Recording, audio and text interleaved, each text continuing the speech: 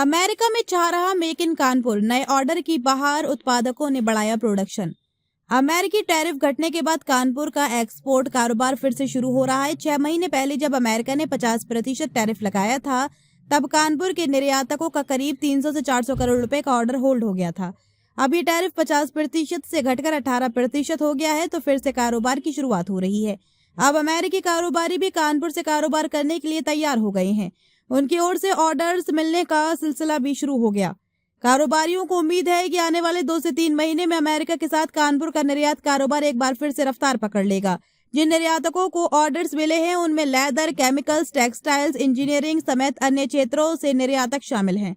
America की purchasing power अच्छी। Federation of Indian export organisation FIO के सहायक निदेशक आलोक श्रीवास्तव ने बताया, दूसरे देशों के मुकाबले निर्यात कारोबार के नजरिए से अमेरिका की परचेजिंग पावर अच्छी है। ऐसे में भले ही पिछले कुछ महीनों से भारतीय कारोबार की रफ्तार सुस्त रही हो, लेकिन अब एक बार फिर से निर्यातकों का काम पटरी पर लौटेगा। अगले 8 से 10 दिनों में शिपमेंट से उत्पाद अमेरिका पहुंचने लगेंगे।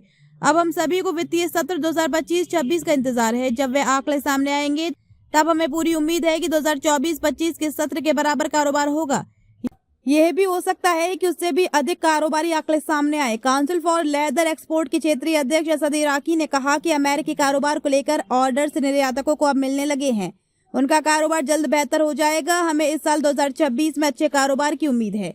वहीं IIA के पूर्व राष्ट्रीय अध्यक्ष सुनील वैश्य ने कहा कि निर्यातकों के सामने जो अमेरिकी संकट के बादल थे, वे अब छट गए हैं। आने वाले कुछ महीनों में अच्छा कारोबार होगा। निर्यातकों ने उत्पादन बढ़ा दिया है।